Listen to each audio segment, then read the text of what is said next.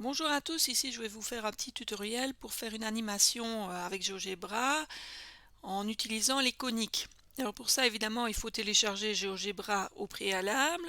Je vous conseille vivement d'aller sur le site www.geogebra.org, c'est le meilleur site pour télécharger GeoGebra. Et de prendre plutôt la version 5 parce que la version 6 a quelques petits bugs, enfin elle est moins facile d'utilisation, donc la version 5 est la meilleure. Donc vous appuyez sur télécharger, moi je ne vais pas le faire ici puisque GeoGebra est déjà téléchargé sur mon ordinateur. Donc le téléchargement, vous allez le voir en haut à droite qui va se faire, et une fois qu'il sera complet, vous allez cliquer sur la flèche et puis vous irez demander d'ouvrir ce fichier là pour installer le programme sur votre ordinateur. Une fois que ce sera fait, vous aurez le raccourci ici GeoGebra et vous cliquerez dessus pour avoir le logiciel qui s'ouvre. Alors, quand vous l'ouvrez, GeoGebra, je le mets en plein écran, vous avez deux fenêtres, la fenêtre algèbre et la fenêtre graphique. Dans la fenêtre algèbre, vous allez voir l'expression analytique de tous les objets mathématiques que vous allez créer, et puis vous allez voir leur représentation graphique dans la fenêtre graphique. Moi j'aime toujours bien aller dans Options pour choisir une taille de caractère un peu plus grande pour qu'on voit mieux ce qu'on fait. Voilà, donc j'ai pris 24. Je vais un peu agrandir la fenêtre algèbre. Et moi ce que j'aimerais bien que vous fassiez ici, c'est une petite animation en utilisant les coniques. Alors, cette animation, j'aimerais bien qu'elle dépende d'un paramètre. Alors la première chose à faire, c'est de définir le paramètre.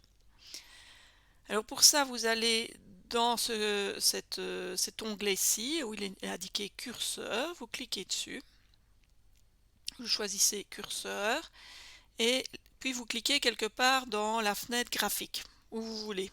Et c'est là que votre curseur va apparaître par la suite. Alors votre curseur, vous lui donnez un nom. Moi je vais le laisser appeler, je vais le laisser A par défaut. Vous pouvez mettre une lettre grecque si vous préférez pour votre paramètre. En allant ici à droite, vous pouvez choisir par exemple alpha, bêta, etc. Et par défaut, votre paramètre il va varier entre moins 5 et 5, mais moi ici je vais le faire varier dans des plus grands intervalles, donc je vais choisir entre moins 20 et 20 par exemple.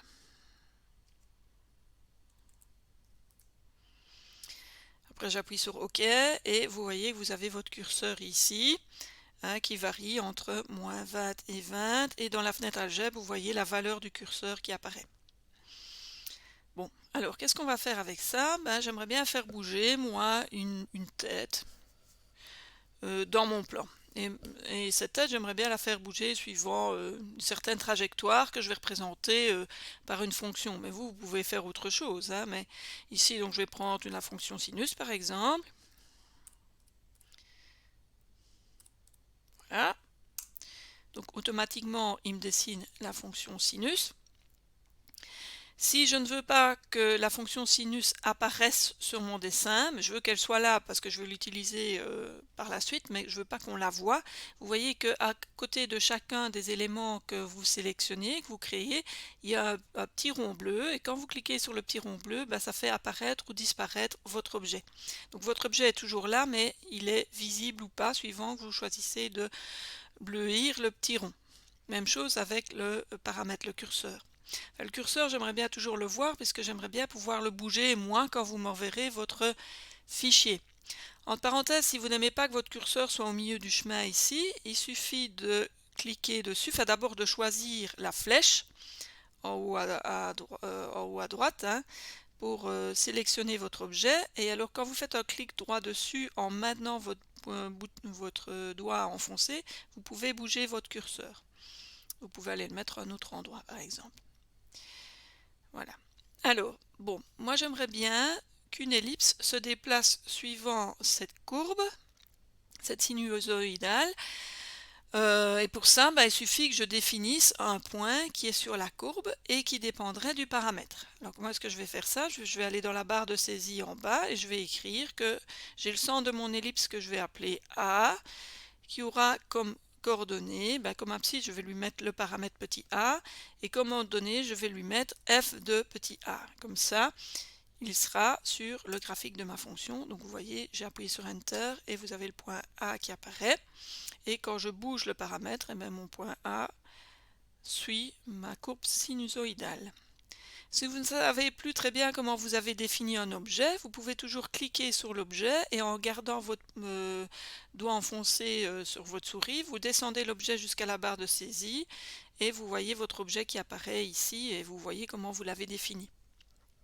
Alors, j'aimerais bien définir une ellipse, donc je vais l'appeler EA, je vais mettre E underscore A pour ma première ellipse, qui aurait comme équation l'équation d'une ellipse centrée en A. Alors comment est-ce que j'écris ça? Je pourrais écrire x moins l'abscisse de A, donc l'abscisse de A on sait bien que c'est petit a, mais pour faire ça de manière générale je vais écrire x de petit a, donc l'abscisse de A au carré,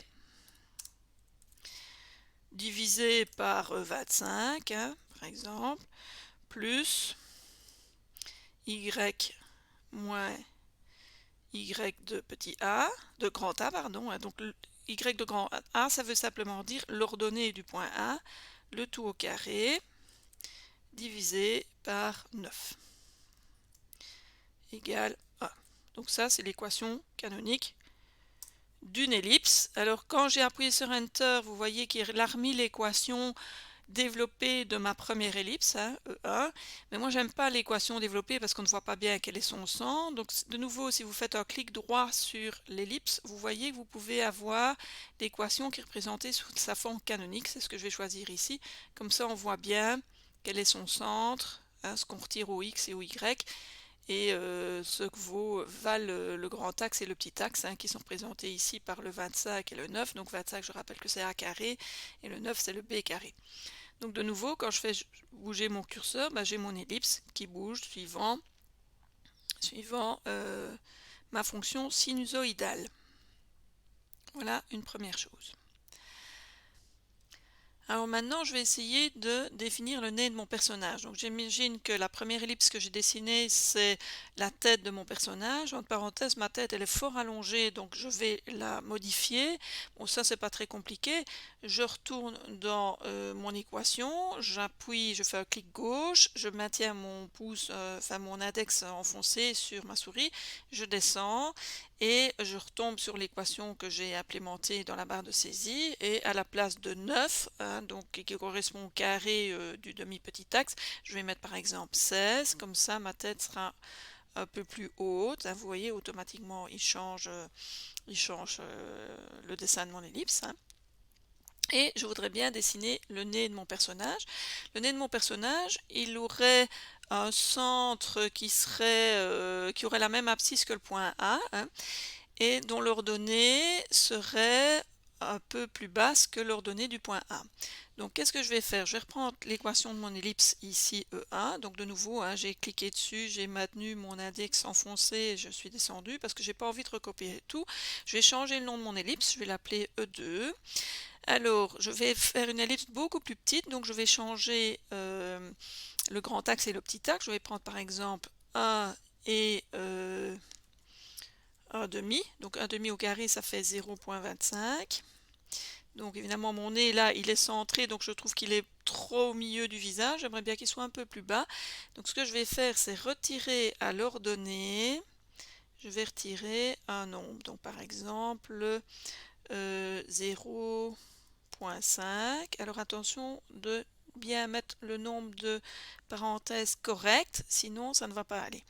Donc une fois que j'ai fait ça, je fais Enter et vous voyez que j'ai mon nez qui est bien placé.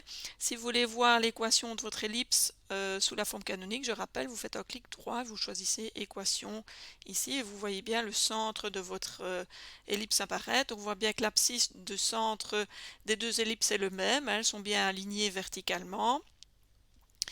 Et par contre, le Y ici, vous voyez que j'ai retiré. Ça ne se voit pas bien parce que ici, si je reclique dessus et que je redescends dans la barre d'onglet, on verra mieux, mais j'ai retiré Y, donc l'ordonnée de A à laquelle j'ai retiré le 0,5. Donc il faut bien mettre des parenthèses, sinon votre nez va être plus haut.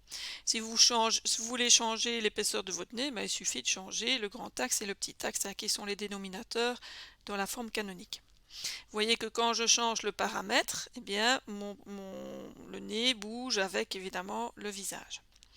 Je vais mettre des yeux maintenant. Alors pour mettre les yeux, il faut que je dessine des ellipses ou des cercles. je vais faire la même chose. Donc je reprends l'équation E2, je vais l'appeler E3 hein, pour l'œil droit par exemple. Donc je veux un cercle qui serait légèrement plus haut et à droite du point A. Donc à l'abscisse du centre de mon cercle, je vais ajouter par exemple 2 unités. Je vais prendre comme grand axe, enfin comme rayon, je vais prendre un demi, hein, des petits yeux. Donc je vais mettre un demi au carré, ben, ça fait 0,25. Et alors l'ordonnée, je veux aussi ajouter 2 unités parce que je le veux un peu plus haut aussi. Alors attention, de nouveau, il ne faut pas oublier, si vous avez des parenthèses qui sont en rouge, c'est qu'il vous manque des parenthèses, hein. Donc ça, GeoGebra n'aime pas. Oh, je l'ai mis un peu trop haut là, l'œil, hein. Donc on va le descendre, au lieu de mettre plus 2, je vais mettre plus 1,5. Et je veux un cercle, donc j'ai pris le grand axe qui est égal au petit axe dans mon ellipse. J'appuie sur Enter et il me met l'équation de l'ellipse sous la forme canonique. Alors vous avez compris, pour l'œil de gauche, je reprends l'ellipse 3 et je l'appelle ellipse 4 et je vais le mettre à gauche, donc il faut juste que je change l'abscisse. Donc au lieu d'écrire plus 2, je vais écrire moins 2. Moins 2 comme ça, et vous avez l'œil gauche qui apparaît. Donc ça commence à ressembler vachement à un personnage. J'aimerais bien qu'on ne voit pas la fonction sinusoïdale. Et quand je bouge mon indice, là, mon paramètre, eh bien j'ai mon personnage qui bouge. J'aimerais bien que n'apparaissent pas tous les noms de mes ellipses. Alors comment est-ce que je peux faire ça pour qu'on ne voit pas toutes les indications? Ces indications-là, on appelle ça les étiquettes. Enfin GeoGebra appelle ça les étiquettes des corps géométriques. Alors toutes les propriétés des corps géométriques, vous les voyez quand vous faites un clic droit dans la fenêtre algèbre sur l'objet. Par exemple, si je prends l'ellipse 1, je fais un clic droit, vous voyez qu'il est mis afficher l'étiquette. Mais si je décoche ça, eh bien on ne voit plus le nom de mon ellipse 1. Si je veux changer, je retourne, hein, donc si je veux de nouveau qu'on affiche l'étiquette, ben voilà, là de nouveau le E1 apparaît, hein, donc je vais de nouveau l'enlever, je l'enlève. Si je veux changer la couleur, je peux aller dans les propriétés. Alors vous allez voir une fenêtre apparaître et dans la fenêtre, vous avez notamment la couleur. Vous pouvez choisir une couleur chair par exemple pour mon personnage. Le nez, j'aimerais bien qu'il soit rouge. Eh bien, je vais dans propriétés, clic droit, hein, toujours, et je choisis un nez rouge. J'aimerais bien aussi, dans les basiques, je peux retrouver afficher l'étiquette. Là, je voudrais bien qu'on ne la voit pas. C'est comme le point A, je voudrais bien qu'on ne le voit pas, donc je clique sur le point A. Alors les yeux, on va les faire en bleu foncé. Je peux les sélectionner les deux en faisant Shift. De nouveau, clic droit, propriétés, et je vais choisir couleur bleue. Voilà, donc j'ai déjà un personnage et j'aimerais bien qu'on ne voit pas les étiquettes, donc je vais clic droit, afficher étiquette, non je ne veux pas. Vous voyez que quand je sélectionne un objet, il est surligné dans la fenêtre graphique, hein. Donc par exemple ici, j'ai souligné l'ellipse 3, et bien on voit que l'œil droit apparaît en surgras. Donc si je veux que rien soit surligné, ben, je ne clique sur rien du tout. Et je peux déjà faire bouger mon personnage, donc c'est déjà pas mal ici. Je vais dessiner sa bouche, et ça je vais faire ça dans la vidéo suivante, parce que cette fois-ci ce sera plus une ellipse, je vais dessiner une partie de parabole.